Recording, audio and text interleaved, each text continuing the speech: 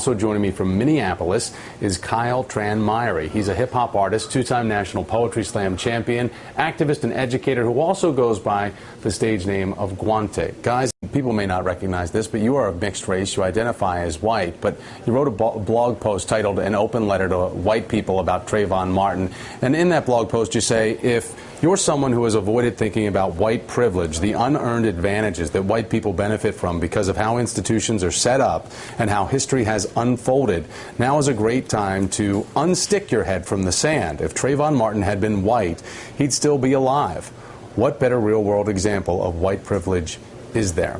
What do you say, Kyle, to some people in the country that are looking at this as a justifiable verdict, who might be living in denial about not recognizing and being able to put on the shoes of somebody else, like a Trayvon Martin or like a Justin?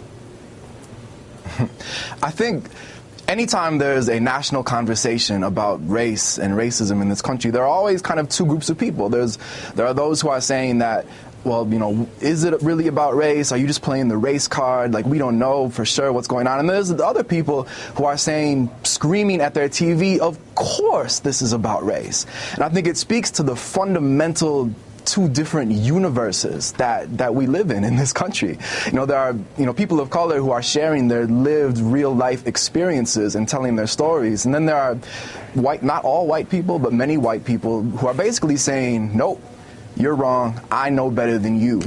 And I mean, even taking racism out of the equation here, that's just, you're a jerk if you say that. You know, this is something that really needs to change if we're actually going to make concrete progress in this country.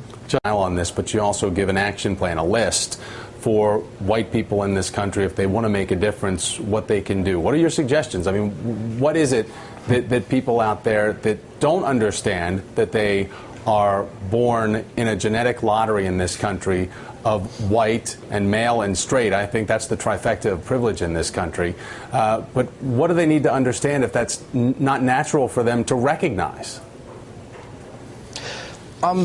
So I think whenever we talk about white privilege, I mentioned in the piece, people stick their heads in the sand. And I think it's really important first to just step back, if you're a white person listening to this, and be like, it's not that complicated. White privilege doesn't say that you're a bad person or that you're to blame for everything that's wrong with the world. It doesn't say that all white people have it easy. All it says is that there are certain advantages that white people have. And the flip side of that is there are certain disadvantages that people of color have. You know, like Mr. Francis is talking about. I can walk down the street as someone who appears white and not be hassled by police. It doesn't mean that white people never get hassled by police, but it says that statistically we are less likely to be hassled by police. And that plays out in so many other places, not just in our everyday kind of small-time situations, but in the criminal justice system, in the education system. If you're trying to get a loan from the bank, if you're trying to buy a house, all of these things play into this relationship between people in this country. And I think it's really, really important for white people in particular to understand that. Gentlemen, thank you very much for your time. Justin Francis, really good to meet you and see you in person. Kyle Myhre. Kyle, great to have you on, and thanks for your powerful thoughts. We really appreciate it.